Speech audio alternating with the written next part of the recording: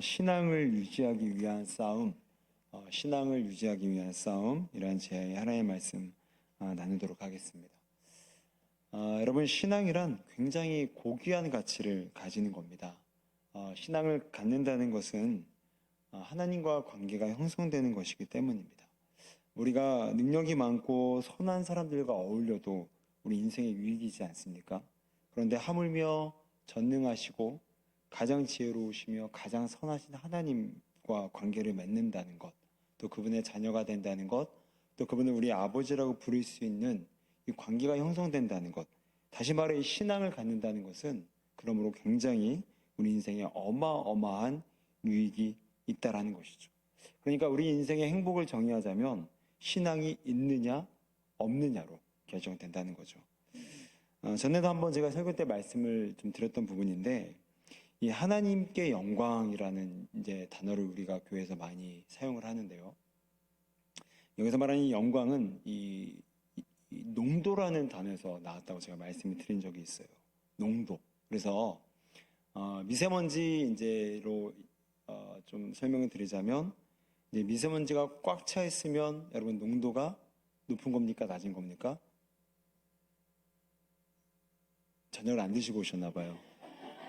네, 미세먼지가 꽉 차 있으면 농도가 높은 겁니다. 그렇죠? 그리고 미세먼지가 꽉 차 있지 않는 걸 농도가 낮다라고 표현을 하죠. 그러니 이 하나님께 영광이라는 말은 무슨 말이냐면, 하나님은 농도가 꽉 차 계신 분이라는 겁니다. 그래서 그분은 모든 것이 꽉 차 있는 거예요. 그분의 지혜로움도 농도 100%, 그분의 선하심도 농도 100%, 또한 그분의 비전도 농도 100%, 그분의 전능하심도 농도 100%라는 거예요. 그러니까 하나님께는 결점이 없습니다. 하나님께는 비어있음이 없습니다. 하나님은 그분의 선하심, 지혜, 담대함, 능력, 모든 것이 다 100%라는 겁니다. 100%. 그러니 우리가 그 농도 100%의 하나님과 교제하고 또 그분과 함께 교제하고 관계를 형성한다는 것은 그분의 농도 100%를 우리에게 끌어당긴다라는 거죠. 그래서 그분의 지혜로움이 나의 미련함을 덮고, 그분의 전능하심이 나의 유약함을 덮고, 그분의 평강이 나의 불안을 덮는 겁니다. 여러분, 그러므로 우리가 진짜 인생 수지 맞았네 라는 표현은요, 다른 대상이 아니라 바로 신앙인이 들어야 될 말이라는 거죠. 여러분, 우리 주변에 예전에 예전뿐만이 아니라 요즘에도 그런 말들 많이 하시잖아요. 야, 저 사람 진짜 질 떨어진다. 많이 하셨죠? 네. 저 인간 진짜 질 떨어진 인간이네? 이런 말씀 많이 하셨잖아요. 근데 여기서 말하는 그 질이 질량을 뜻합니다. 농도인 거예요. 그러니까 저 사람 딱 보면은, 야, 저 사람 뭔가 어수룩하고 뭔가 비어있다. 뭔가 좀 못됐다. 질 떨어지네라고 얘기를 하잖아요. 그러니까 그 사람의 어떤 선함과 양심이 비어있는 겁니다. 그러니까 질량 떨어진 인간이라는 건데, 여기서 말하는 농도가 바로 이 질량을 뜻합니다. 그런데 그 질 떨어진 인간이 누구였는지 아십니까? 바로 우리였어요. 예수 믿기 전에는요, 하나님과의 관계가 형성되지 않았기 때문에 허물과 죄로 죽었던 우리였습니다. 그러니까 질량이 0%고요. 농도가 0%인 거예요. 하나도 채워있지 못한 겁니다. 뭐 잘 사는 것 같이 보이고, 뭐 좀 승진하는 것 같이 보이고, 뭔가 이룬 것 같이 보이지만 아무것도 없는 존재였던 거죠. 왜요? 허물과 죄로 죽어서 어떠한 질량도 농도도 하나도 채워지지 않는 인간, 바로 저였다는 거죠. 그런데 이런 우리가 신앙을 가짐으로써 하나님과의 접점이 일어나게 됩니다. 하나님과의 만남이 일어나는 거예요. 그래서 여러분, 신앙생활을 잘하는 분들을 보면요, 벌써 얼굴빛이 다릅니다. 옛날에는 막 검했어요. 옛날에는 막 인상만 봐도 저 사람은 정말 가까이 하기 싫다. 근데 요즘뿐만이 아니라 내가 신앙을 갖고 나서 집사님 왜 이렇게 얼굴이 좋아지셨어요? 집사님 표정이 왜 이렇게 좋으세요? 이 말을 듣는 게 바로 신앙인의 저력이고, 그게 바로 우리가 신앙을 가진다는 것이 바로 수지 맞았다라는 이 말이라는 거죠. 그러니까 예수를 믿는다는 것, 신앙을 갖는다는 것은요, 이 땅의 것들로 채워줄 수 없는 그 우리 안에 깊은 존재의 심연을 채워줄 수 있는 하나님의 특권이자 축복임을 믿으시길 바랍니다. 여러분 돼지는요, 이 몸의 구조상 하늘을 바라볼 수 없다고 해요. 돼지는. 여러분 혹시 돼지를 바라볼 때 나는 저 하늘 바라봤는데, 그럼 여러분 둘 중에 하나입니다. 하나는 거짓말을 하시던가, 하나는 환상을 보셨던가. 돼지는 몸의 구조상 절대로 하늘을 바라보지 못합니다. 그리고 돼지는 이 끝없는 욕심으로 말미암아 자꾸 땅이 킁킁대면서 먹이만을 찾는다는 거죠. 그러니까 하늘을 바라볼 구조도 안 되고 하늘을 바라볼 이유도 없는 거예요. 왜요? 모든 것이 다 땅에 있는 먹이의 욕심이 다 있기 때문에. 그런데 여러분 사람은 어떻습니까? 이 사람은 헬라어로 이 안드로포스라고 하는데, 이 안드로포스라는 말이 두 가지 단어의 합성을 해요. 하나는 위를 향해, 그리고 또 하나는 얼굴. 그러니까 이 사람은 이 헬라어를 직역하면 어떤 뜻이냐면, 얼굴이 위를 향해 올려진 존재가 바로 누구다? 사람이라는 거예요. 그러니까 사람은 돼지가 아니라는 겁니다. 사람은 반드시 위를 향해서 위의 것들로만 채워지는 것이 바로 사람이라는 거예요. 그러니까 하나님께서 창조하시고 하나님께서 지으신 가장 사람다운 사람은 누구냐? 바로 하늘 하나님과 연합하고 교제하는 그 사람이 진정한 사람이자 사람다운 사람이라는 거죠. 여러분 오늘날 왜 이렇게 사람답지 않은 사람들이 많아집니까? 다 땅의 것들만 바라보면서 사는 거예요. 그래서 돈, 술, 이성관계, 심지어 어떤 마약. 요즘에 얼마나 우리 지금 뉴스 모모 연애 때문에 얼마나 시끄럽습니까? 그러니까 돈이 많고 시간이 남아도니까 공허한 거예요. 그 공허함을 땅의 것들로 채우려고 하다 보니까 끝까지 간다는 거죠. 그런데 사람은요, 땅의 것들로 절대 안 채워진다는 겁니다. 그러니까 사람은 안드로포스, 반드시 위를 향해서 관계를 갖고 위를 소망하고 위의 것들로 채워져야만 사람다워지는 게 바로 사람이라는 겁니다. 그런 의미에서 진짜 인간다운 인간, 진짜 사람다운 사람은 누구냐? 바로 신앙인이라는 거예요. 왜요? 하늘의 하나님께 자녀가 되고 하늘의 하나님 것으로 체험을 받고 하늘의 하나님 것으로 말씀을 들으니 신앙인이야말로 이 땅에서 가장 사람다운 인생을 살 수 있는 희망적인 존재임을 여러분 믿으시길 바랍니다. 여러분 신앙생활이 이렇게 고귀한 가치를 갖다 보니까 이 신앙을 방해하기 위한 마귀의 공작이 매일매일 우리 삶 가운데 있습니다. 왜요? 신앙을 가지면 수지맞은 인생 되는 거고, 신앙을 가지면 하늘의 것들로 체험을 받고, 신앙을 가지면 하나님께서 의도하셨던 사람다운 사람으로 살 수 있게 되다 보니까 마귀가 이거 봐라, 이거 건드려야 되겠네, 내가 이 인생들을 망치려고 내가 일하고 있는데 가만 안 둬야 되겠네, 이러면서 마귀는 방해 공작을 펼친다는 거죠. 그래서 오늘은 마귀가 우리에게 던지는 이 두 가지의 방해 공작을 좀 살펴보게 되면서 우리가 이 싸움에서 승리해야 사람다운 인생을 살 수가 있으므로 우리는 과연 이 싸움에서 어떻게 승리할 수 있을지 함께 이 문제와 대안을 좀 살펴보게 되면서 이 사람다운 사람의 인생이 여러분의 인생의 실제가 되시기를 주의 이름으로 축원드립니다. 우리 첫 번째로 이 마귀가 우리 인간을 향한 공격 첫 번째 방해 공작은 신앙의 자부심을 앗아가 버린다는 겁니다. 다시 한번요. 신앙의 자부심을 빼앗아 간다는 게 마귀의 방해 공작이라는 거예요. 자, 오늘 우리가 읽으셨던 이 야고보서 말씀은요, 주후 60년에 기록됐습니다. 그러니까 주후 예수님께서 이 땅에 오신 지 태어나신 지 60년이 지났을 때 이 야고보서가 기록이 돼요. 그러니까 예수님이 33살에 이제 승천을 하셨으니까 약 30년 정도가 이제 승천하신 후에 이제 야고보서가 기록이 됐다는 거죠. 이제 문제는 뭐냐면 이제 30년이라는 긴 시간이 지납니다. 그러다 보니까 그 뜨거웠던 열정도 또한 그리스도를 재림을 소망하는 것도 조금씩 희미해지기 시작했다는 거예요. 그러다 보니까 신앙에 대한 가치나 자부심이 조금씩 가랑비에 옷 젖듯이 이제 소멸되기 시작했다는 거죠. 그러다 보니까 교회 안에 특별히 이 야고보서가 이 편지를 받아든 그 수신자들, 이 성도들이 모였던 교회 그룹 안에 뭐가 일어나냐면 세속화가 일어나기 시작합니다. 그러면 세속화가 왜 일어납니까? 세속화가 뭐죠? 신앙보다 세상에 더 가치 있다라는 거예요. 신앙의 기쁨보다 신앙의 기쁨보다 세상의 재미와 쾌락이 더 크다라는 거죠. 그러다 보니까 이 사람들은 신앙에 대한 자부심, 가치가 떨어지다 보니까 이제 세상의 눈과 관심과 마음을 쏟다 보니까 종교적인 생활을 하더라도 거기에 세속적인 모습이 함께 묻어나기 시작했다는 거예요. 자, 이 문제를 가만히 두면 어떻게 됩니까? 완전히 신앙의 세속화에 잡아먹히는 겁니다. 그러면 아까 우리 서두에 말씀드렸던 것처럼 사람이 신앙생활해야 기쁘고 신앙생활해야 사람답고 신앙생활해야 수지받은 인생이 되는데 마귀는 세속화라는 문제를 끌고 와서 우리의 신앙을 잠식하기 시작했다는 거죠. 그래서 야고보는 이걸 알았기 때문에 가만 내버려둘 수 없었습니다. 이걸 막아야 신앙이 살아나야 사람다운 인생을 살아갈 수 있으니까. 자, 그래서 1절에서 이런 대안을 제시하죠.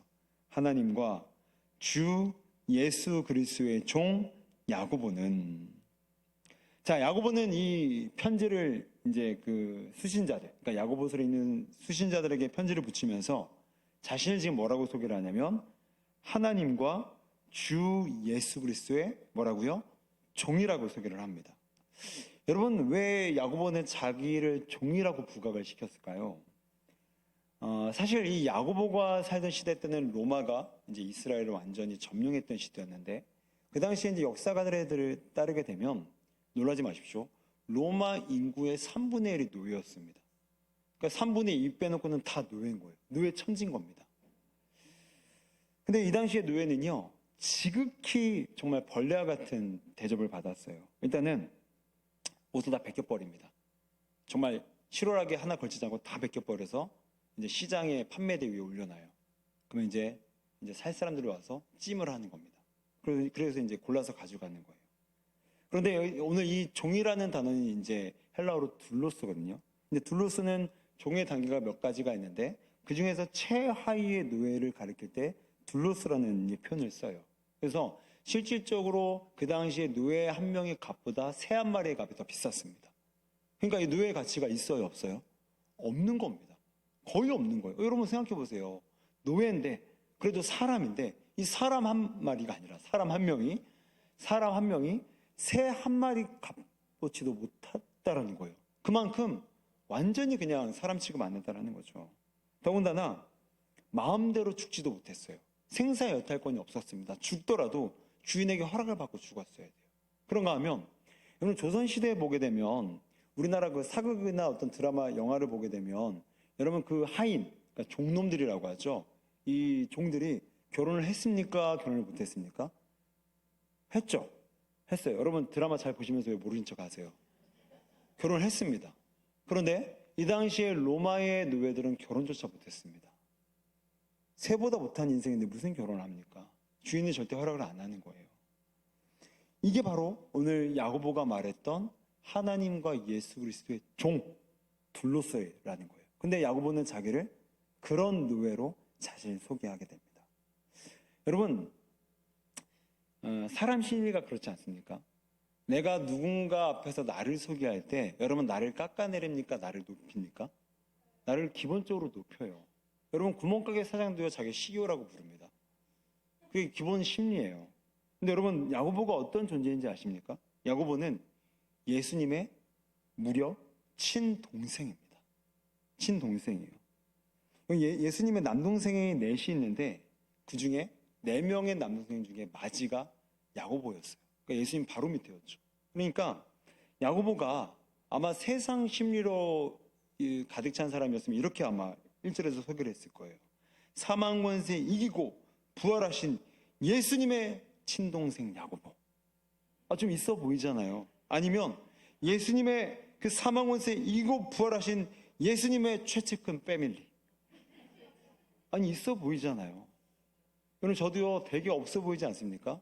없어 보이는데 저희 형이 저 병원에 원장으로 있거든요. 그러면 이렇게 없어 보이는 저도요 그 병원 가면요 그 직원들이 90도 인사를 저에게 해요. 왜요? 동생이니까.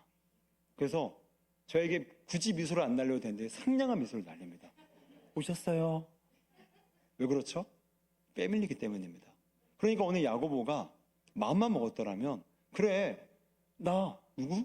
나 예수님의 친동생이야. 패밀리라고. 무려 예수님의 친동생 가족이라고. 여러분, 가족이 얼마나 무서운 존재입니까? 그렇죠? 직장에 한 청년이 그 취업을 했는데 못해 먹겠다고 2년 만에 퇴사를 한 거예요. 제가 물어봤더니 그 직원 중에 하나가 가족이래요. 아들이래요.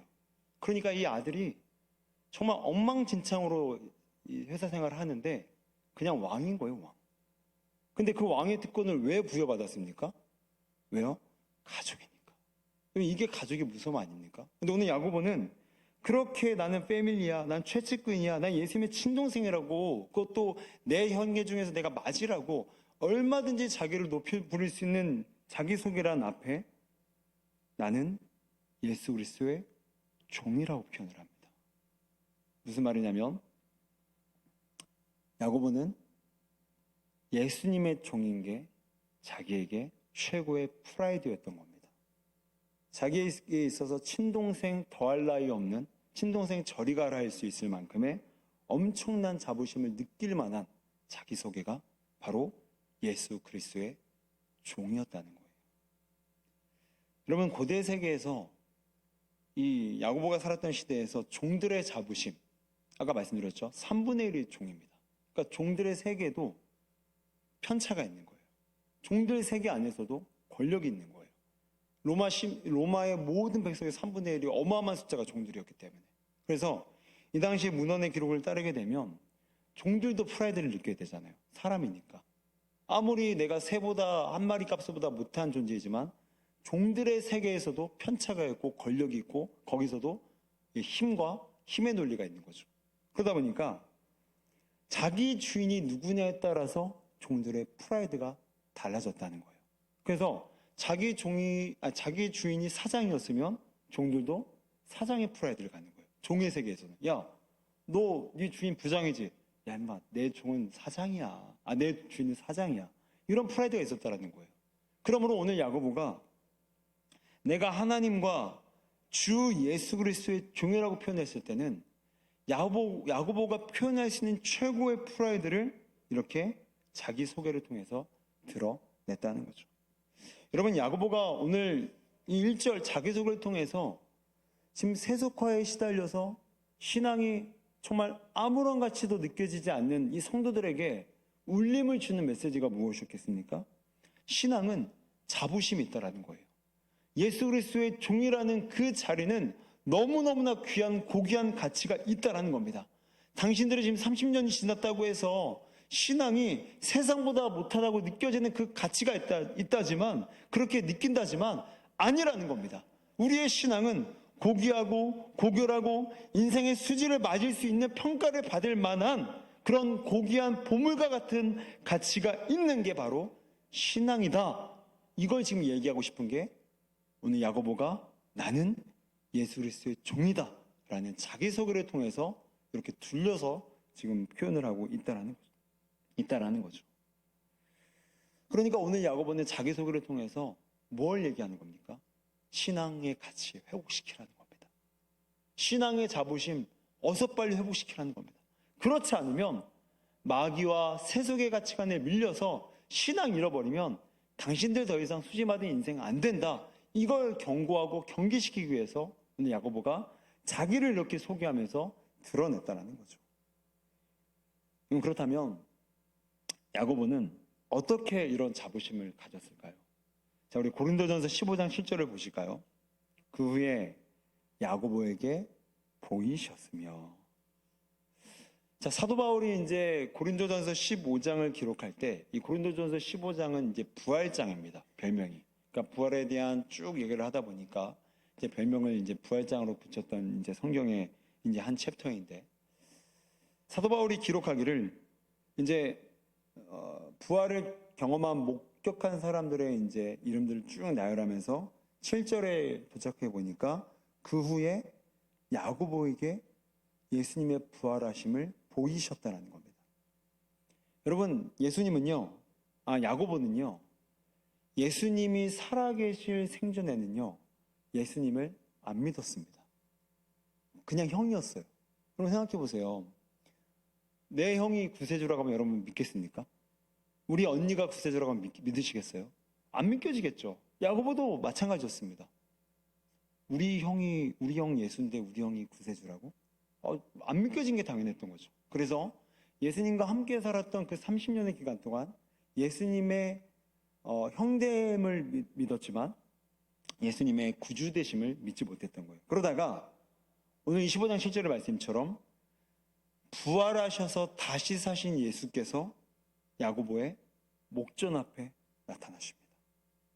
손에 못자국이 있고 실체가, 생명의 실체가 드러난 거예요.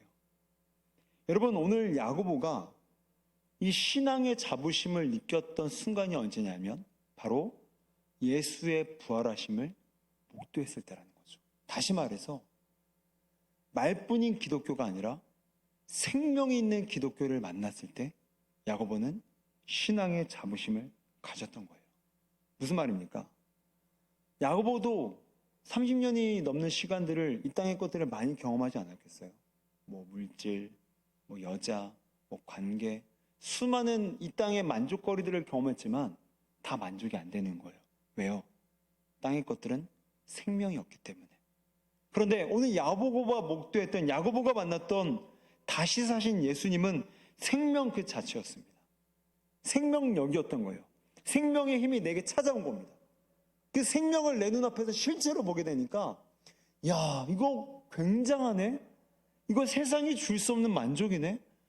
그 마약이나 술이나 그것들이 주는 쾌락과도 전혀 상대할 수가 없는 이거 생명 그 자체네?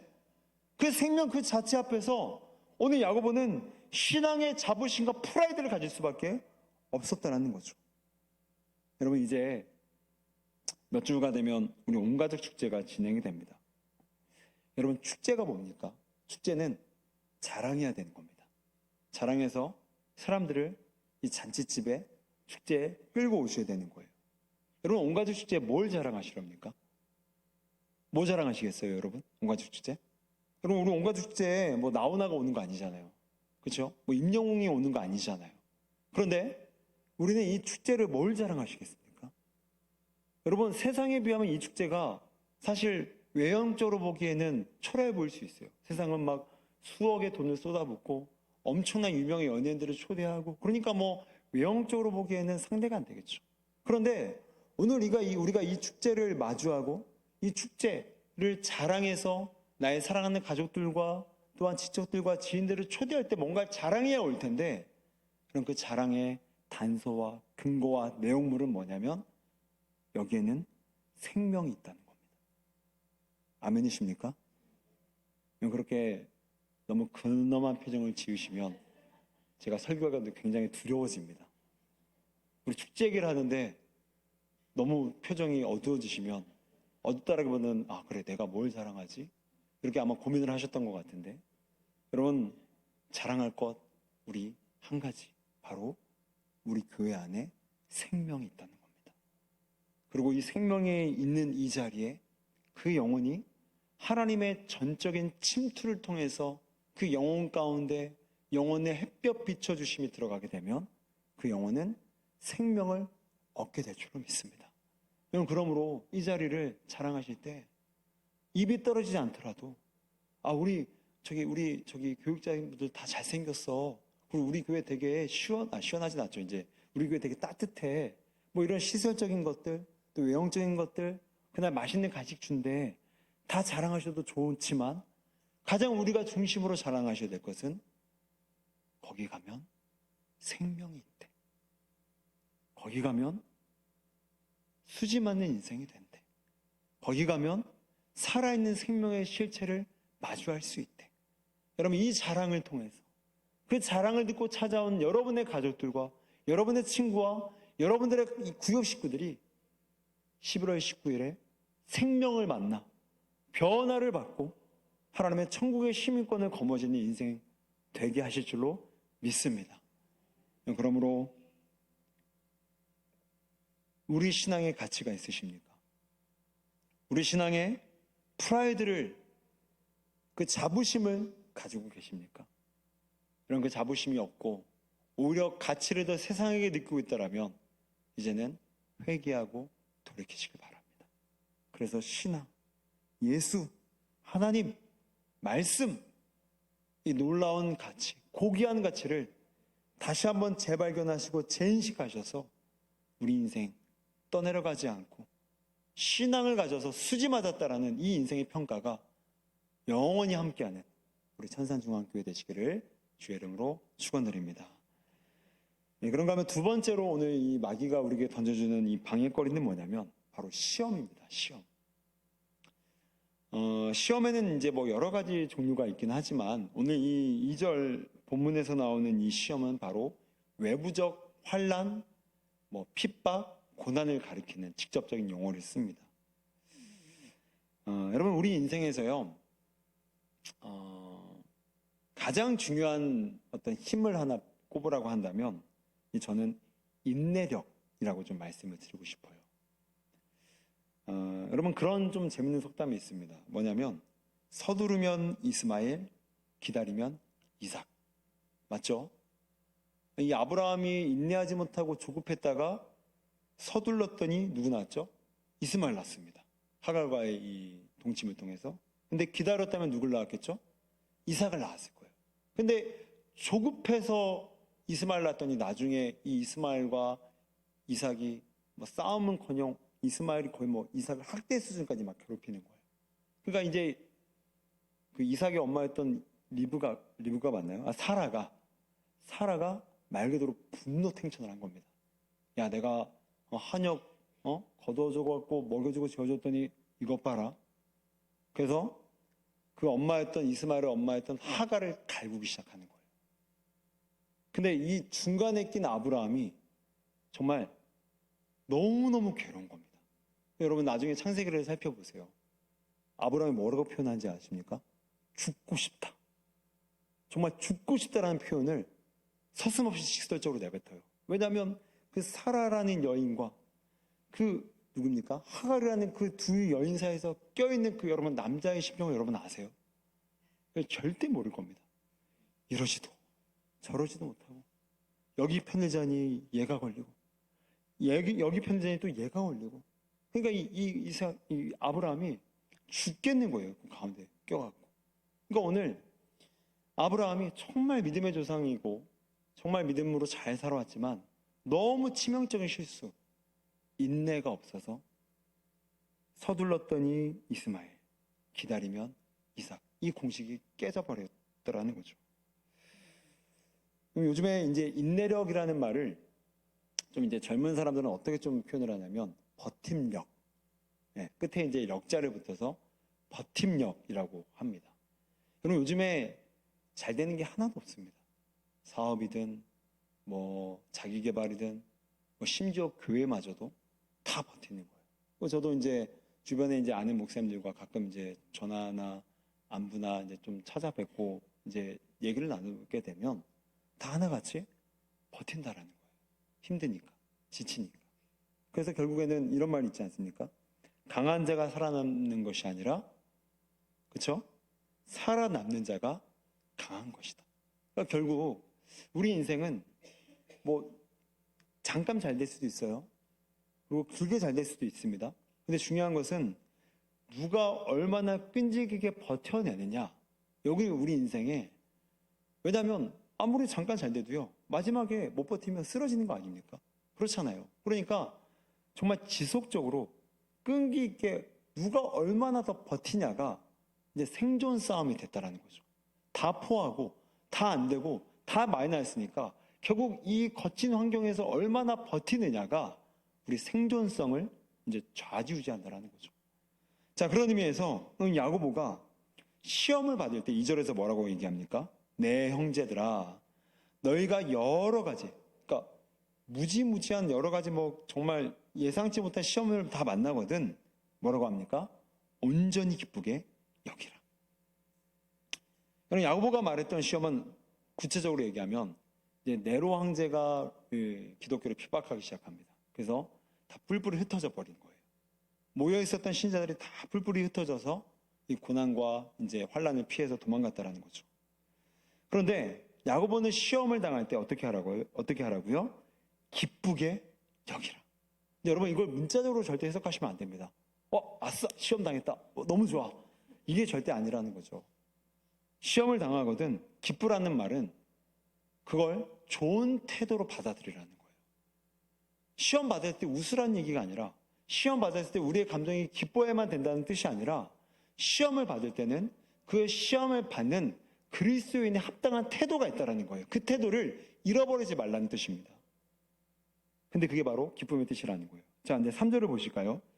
왜 이렇게 우리가 좋은 태도로 시험을 받아들여야 되느냐? 이는 너희 믿음의 시련이 인내를 만들어내는 줄 너희가 알미라. 믿음의 시련이 뭐를 만들어낸다고요? 인내입니다. 여러분, 시련이라는 단어의 뜻이요, 그 헬라어로 이제 우리나라로 직역을 하게 되면 검증하다라는 뜻입니다.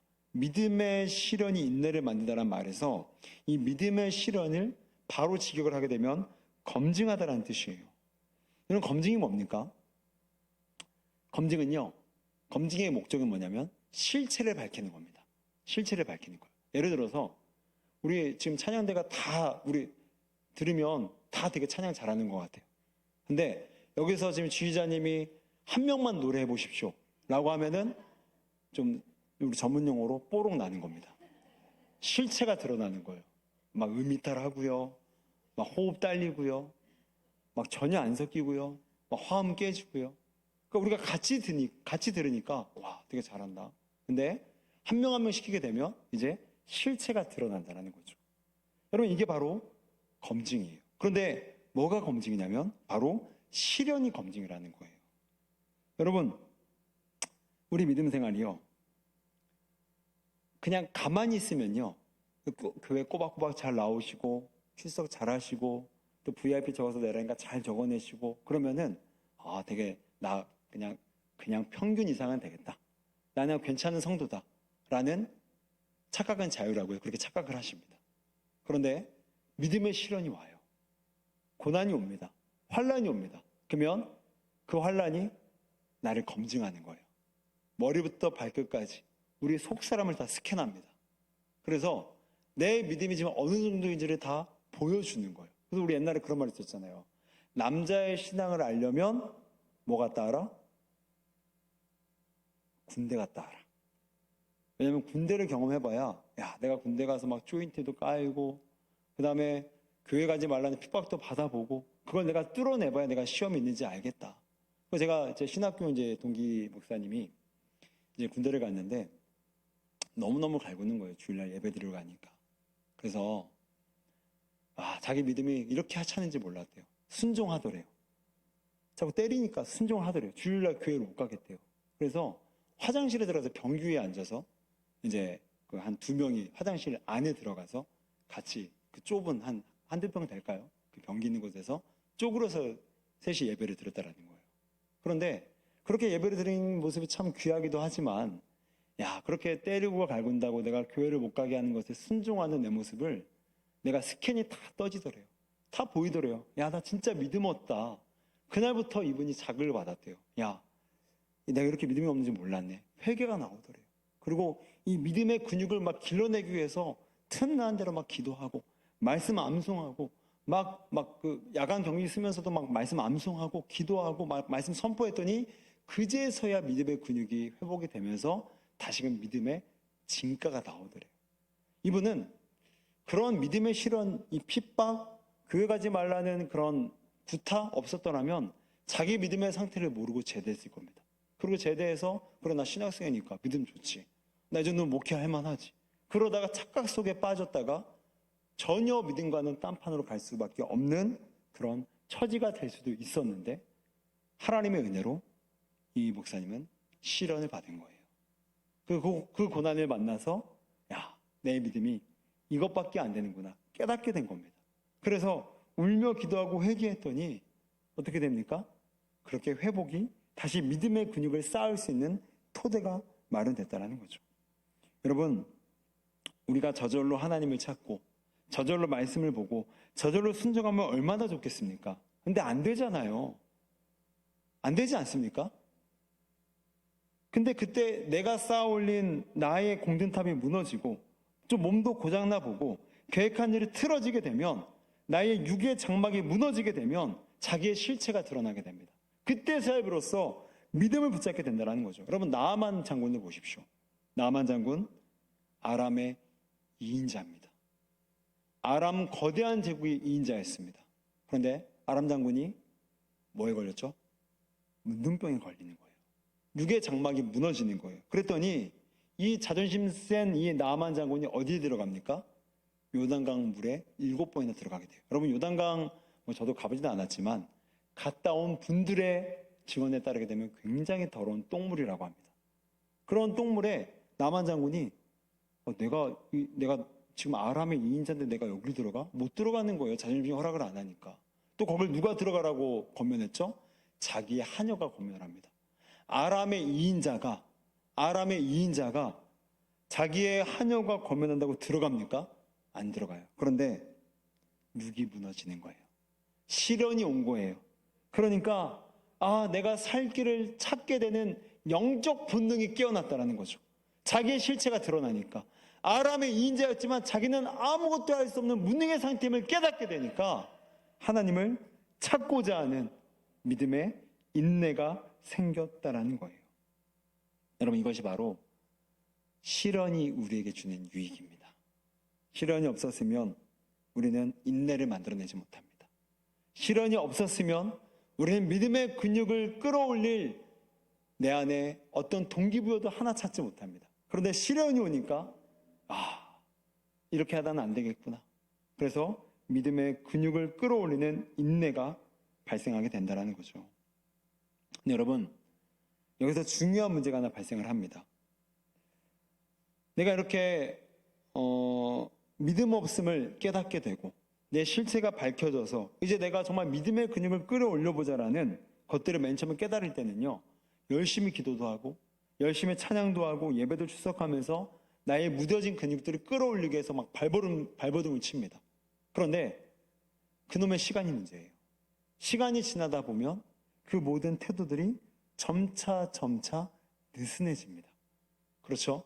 그래서 예배도 빠지기 시작하고 기도도 빼먹기 시작하고 말씀 보는 것도 건너뛰기 시작한다는 거죠. 그래서 야고보가 우리에게 한 말이 무엇입니까? 우리 4절입니다. 인내를 온전히 이루라. 이는 너희를 온전하고 구비하여 조금도 부족함이 없게 하려 함이라. 여기서 인내를 온전히 이루다라는 말은요, 무슨 말이냐면 쉽게 말해서 중도 포기하지 말라는 겁니다. 끝까지 인내하라는 겁니다. 어떤 사람이요, 길을 가다가 나비 유충을 발견했다고 해요. 근데 이제 막 그 유충 안에서 막 꿈틀꿈틀 대는 거예요. 이제 조금만 있으면 이 투명한 거풀을 벗겨내고 이제 유충이 나와서 성충이 될 바로 직전의 상황이었던 것 같아요. 근데 이 사람이 그 신비한 생명 탄생의 순간을 보고 싶었던 거예요. 그래서 이제 유심히 옆에서 기다렸다 보는데 자기 생각보다 너무 더딘 거예요. 난 빨리 보고 싶은데.